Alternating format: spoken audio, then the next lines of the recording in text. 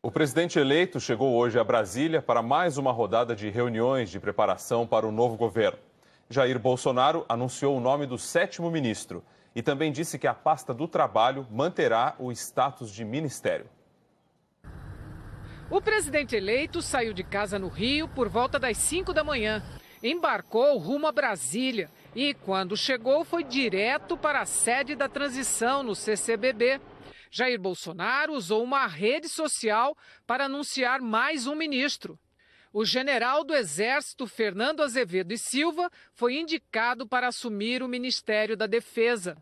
É o 7º ministro na equipe de Bolsonaro e o 3º vindo das Forças Armadas. Azevedo e Silva estava trabalhando como auxiliar do presidente do Supremo Tribunal Federal, ministro Dias Toffoli. Na mesma hora, o ministro Dias Toffoli disse em nota que certamente sua larga experiência contribuirá para o fortalecimento da atuação das Forças Armadas, da segurança e da defesa no Brasil. O futuro ministro do GSI disse que Azevedo e Silva será um facilitador da interlocução com o Supremo. Sempre facilita. O João Fernando é muito bem relacionado, ele foi assessor parlamentar há algum tempo. Bolsonaro também comentou a escolha. Nós decidimos pelo João Fernando, que é o mais antigo, será o mais antigo que os demais comandantes de força, e tem uma vida pregressa de serviços excepcionais. Esteve no Haiti, operações GLO, esteve como chefe de Estado-Maior do Exército, né? Além de Azevedo e Silva, os outros ministros são o próprio Augusto Heleno, Segurança Institucional, Marcos Pontes, Ciência e Tecnologia, Paulo Guedes, Economia, Sérgio Moro, Justiça e Segurança Pública, Tereza Cristina, Agricultura, Onyx Lorenzoni, Casa Civil. Jair Bolsonaro tirou a tarde para visitar tribunais superiores do trabalho, militar e eleitoral. E foi nesse entra e sai que ele falou com a imprensa. A conversa no TSE foi informal. Bolsonaro aproveitou para pedir desculpas pelas críticas que ele fez à urna eletrônica durante a campanha. Senhora ministra, primeiro, muito obrigado por nos receber. Estou muito honrado. Juntos podemos mudar o destino do Brasil. Se desculpar porque é comum, na temperatura elevada da campanha, às vezes a gente dá umas caneladas. Mais tarde, Bolsonaro disse a jornalistas que se ofereceu a ajudar a melhorar a votação eletrônica. Eu tenho na minha cabeça uma proposta para aperfeiçoar o sistema de votação, mas falei que levaria ao conhecimento deles primeiro, antes de apresentar. Em outra entrevista, Bolsonaro recuou da ideia de juntar a Secretaria do Ensino Superior ao Ministério de Ciência e Tecnologia. O princípio vai ser mantido no Ministério da Educação mesmo.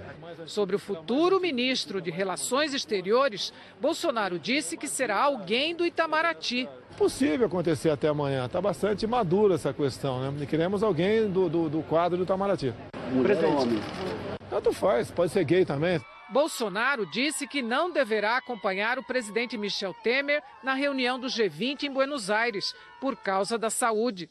Também não pretende pedir a Temer que vete o aumento de 16% no salário dos ministros do Supremo. Está nas mãos do Michel Temer. Logicamente que é motivo de preocupação. Já estamos com um déficit enorme para o ano que vem. E é mais um problema que a gente vai ter, ok? Ele sabe, é uma pessoa responsável, não precisa de apelo. Ele sabe o que tem que fazer. Se vai fazer, compete a ele.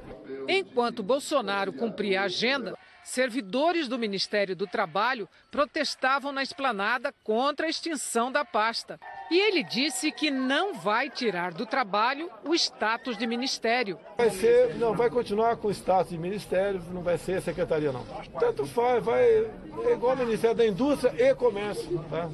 É tudo junto, tá certo? Vale o status. A futura ministra, Tereza Cristina, falou de uma fusão em estudo. A agricultura juntaria pesca, agricultura familiar e INCRA, que hoje está na Casa Civil. Na equipe de transição, uma das prioridades é a pauta econômica, a reforma da Previdência e o equilíbrio das contas no ano que vem. Para isso, o presidente eleito Jair Bolsonaro anunciou que vai cortar cargos comissionados. O atual ministro do Planejamento se reuniu com a futura equipe econômica na sede da transição. Discutiram ajustes no orçamento para o ano que vem. O novo governo quer reduzir os ministérios para 17 ou 18. Esteves Colnago disse que ainda não recebeu informações sobre a nova estrutura, mas afirmou que o impacto do corte de cargos não é expressivo, que a vantagem pode ser no ganho de eficiência. A economia fiscal, no final, não é tão grande. Mesmo que eu corte bastante DAS, fiscalmente falando, não é tão expressivo, porque você pode ter uma melhoria ali de qualidade da gestão do Ministério, uma coisa mais integrada. DAS são cargos de confiança, são muito usados em negociações políticas. O gasto do governo federal com cargos e funções comissionadas é de 810 milhões de reais por ano. São 11 mil cargos DAS e outras 11 mil funções comissionadas, que são ocupadas obrigatoriamente por servidores públicos. Ao todo, 23 mil cargos. A equipe do presidente eleito já recebeu do governo Temer um levantamento sobre esses cargos em todo o Executivo Federal. Hoje, Jair Bolsonaro disse que haverá cortes. Não posso falar o percentual, no mínimo aí, 30% vai cortar no mínimo. Eu fui deputado e vereador, 30 anos, com comissionados do meu lado, eles são importantes. Fontes do governo de transição confirmaram que já trabalham com um novo cenário para a reforma da Previdência, sem votação este ano, o que implica dizer que o novo governo terá de começar as mudanças do zero, a partir do atual sistema. Um dos projetos é criar um sistema diferenciado, que teria a conta da Previdência separada da Seguridade Social. Mesmo admitindo que tem poucas chances de votar qualquer mudança este ano, a equipe de transição ainda mantém reuniões sobre o tema. Os técnicos avaliam propostas que já tramitam no Congresso e que podem diminuir o rombo da Previdência, sem a necessidade de mudar a Constituição. Entre elas, mudar a fórmula de cálculo do benefício para que o trabalhador tenha de contribuir por um tempo maior para receber 100% do benefício. Reduzir a pensão por morte para 50% com adicional de 10% por dependente. Aumentar a contribuição previdenciária de servidores públicos, que hoje é de 11%. Neste caso, ficariam de fora a proposta de uma idade mínima de aposentadoria, regras iguais para servidores públicos e do setor privado e uma transição, porque implicariam em mudar a Constituição, o que, por hora, está descartado antes da posse. O ministro Luiz Roberto Barroso, do Tribunal Superior Eleitoral, intimou hoje a campanha de Jair Bolsonaro a prestar esclarecimentos sobre 23 inconsistências na prestação de contas do presidente eleito, apresentada na sexta-feira passada. As supostas irregularidades foram indicadas por técnicos do TSE. O ministro Barroso é o relator no tribunal das contas de campanha de Bolsonaro. A campanha tem até 3 dias para apresentar os esclarecimentos. O Tesouro Nacional divulgou um balanço da situação fiscal dos estados. E no ano passado, 14 deles estouraram o limite de gastos previsto em lei com a folha de pagamento de pessoal. Orçamento de casa é coisa de gente grande e de gente pequena também. Eu queria uma boneca, mas acho que eu prefiro viajar com a minha família. Um sonho que, para acontecer, exige um esforço de economia de todos. A gente economiza na água, no banho das crianças, na energia, o tempo de televisão, de videogame, basicamente tudo. A gente não deixa nada nas tomadas. Onde a gente puder economizar, a gente economiza. Em casa, no estado, no país, orçamento em ordem tem o mesmo princípio. A despesa não pode ser maior do que o que a gente ganha se as contas não fecham. É preciso apertar o cinto para o orçamento voltar para o azul, encontrar maneiras de cortar gastos. É o que nas contas públicas a gente chama de ajuste fiscal. Um desafio que o Brasil enfrenta hoje e que depende também do comprometimento dos estados para dar certo. A gente tem exemplos de estados como Espírito Santo, que fez uma gestão muito responsável do ponto de vista fiscal e equilibrou as contas. Só que quando a gente olha a maioria dos estados, eles continuam num processo de desequilíbrio.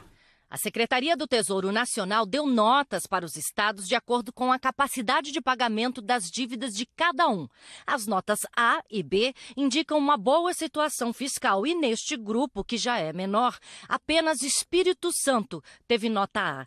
14 estados receberam notas C ou D. A situação fiscal é tão ruim que eles não têm condições para ter acesso a crédito, a financiamento da União.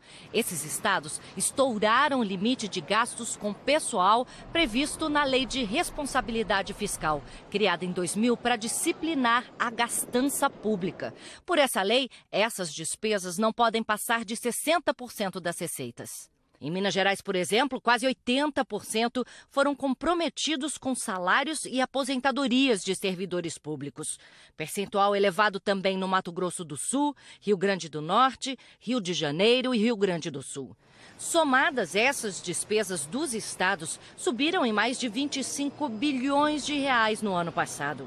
O economista Alexandre Schwartzman afirma que a conta dos estados falidos acaba sendo paga por todos nós. Afinal, quem acaba socorrendo os endividados é o governo federal. O governo federal, passa a dever porque ele tomou aquele dinheiro emprestado. Ele vai precisar pagar alguém. Não vai bater só na conta do governo, porque o juro que o governo paga, ele de alguma forma baliza todas as taxas de juros na economia.